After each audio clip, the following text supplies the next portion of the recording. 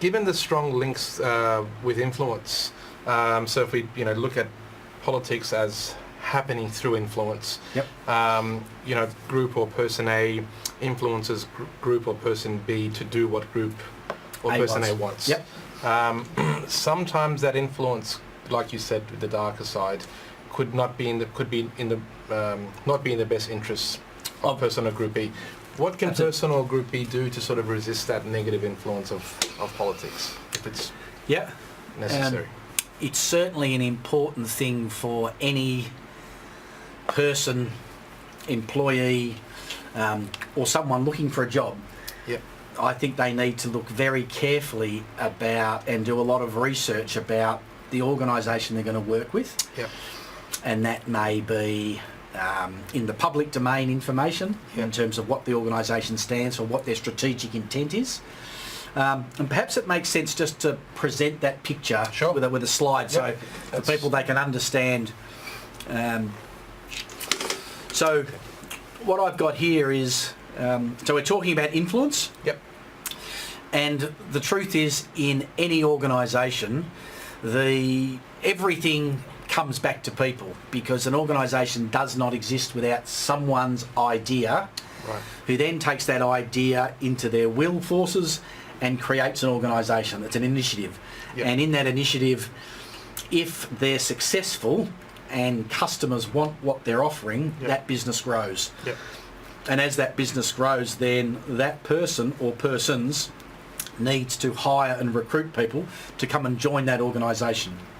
So usually what happens is, so we use this as a way of explaining organisations, that on those top three elements are the why the organisation exists. So when someone starts a business, there will always be a reason. It might be because I want to be my own boss, so I'm going to be self-employed. But often they have another intent that's deeper than the one about, so one might be about their own personal choice, that they don't want to have a boss, that they want to be free to do what they want to do. But they also may see a need in the marketplace and they want to fulfill that need. So there might be something driven in them about wanting to provide a solution to a problem that is not solved. And nearly most organisations have a much deeper reason for being than just money. So whenever I ask people, it is about security, but once they I always say to them, so now that you've got more money than you can ever spend, what's really important? And then they'll often tell me what's really important, which is, I want to create an organisation that allows people to develop, or I want to provide a technology that allows humanity to progress, or I want it to be a beautiful environment, so I created this product that allows a cleaning capability or an environmental picture. There's always something deeper than money. Money's important. And so the why is the reason for being. We often could talk about it as the vision or leading image. So the second aspect is, what often happens is an organisation gets busy doing the what. So the why is what triggers me to do something. I then start an initiative and I start doing something, which is the what. And that what might be me as a consultant starting a new organisation or consulting business, might be you in academia creating a certain course. There's something that needs to be done that we see. So we create a strategic plan that details the what we need to do, and we need to build a very concrete picture of success so we know when we get there. So I've got up there aims. So the what is about the aims of the organisation, whether that be this week, this month, this year, and also 3-year, 10-year, 20-year. So we know why we've done it. We now know what we're going to do. And the third aspect in that is strategic intent, is the values and policies and the how. Now, when a business first starts as a pioneering business, the how is probably tertiary. What is everything when we start? Even the why might not be conscious for the pioneer. They just get on with doing something, and it's only when they reflect that they think about, I'm not doing it, so I think about when JFK said we're going to put man on the moon. That was a what. wasn't why. Right. So as soon as man was on the moon, the project was over.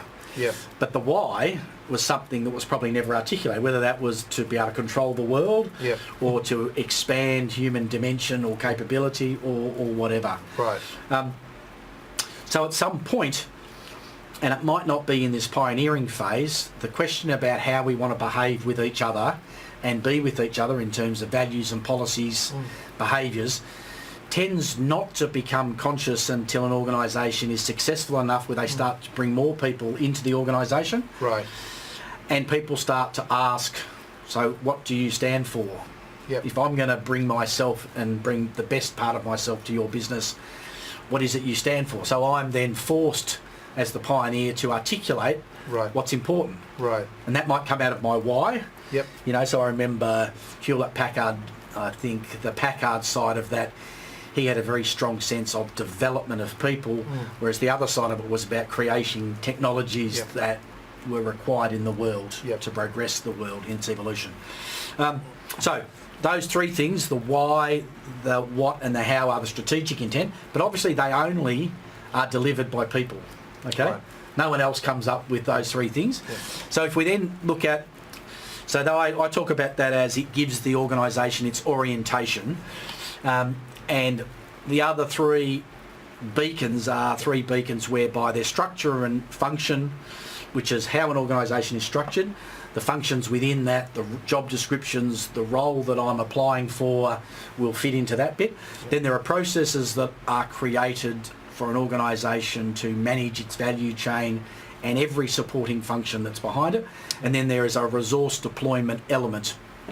Now, people is the centre, and influence is what works within those people in a relationship context Right. for how decision making happens in an organisation. So as a pioneer, one person may be making all of the decisions, but if you and I are successful in our business pursuit, we'll need to have a group of people in Right. 1 year or 2 years or 3 years, and that may end up being hundreds of thousands of people.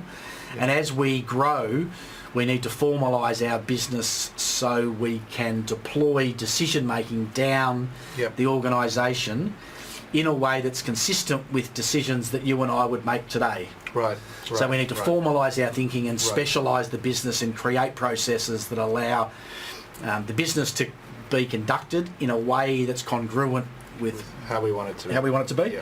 And so in that context, the decision-making context then needs people involved, and those people will influence the group of people making that decision. Right. And so influencing is a skill that every single person needs to learn Yep.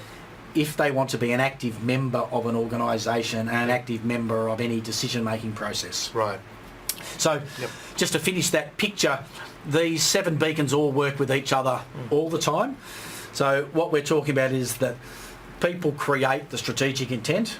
People are then responsible for deploying that strategic intent, and congruence, which is we are what we say we are, Yep. lives in structure, function, process, resource. Right. So if we're doing a climate survey in terms of culture, we go and ask people who work in the business whether the business is what it says it's going to be. Right. Right. Right. And as a point of reference, I just found a cartoon which suggested that things can sometimes be a little bit different from that. Is it on the back page there? No. Let me just find it. And it says, I want the public to think of us as a company with a heart, but I want you to think of us as a company that will chew you up, spit you out, and smear you into the carpet if you screw up. Right.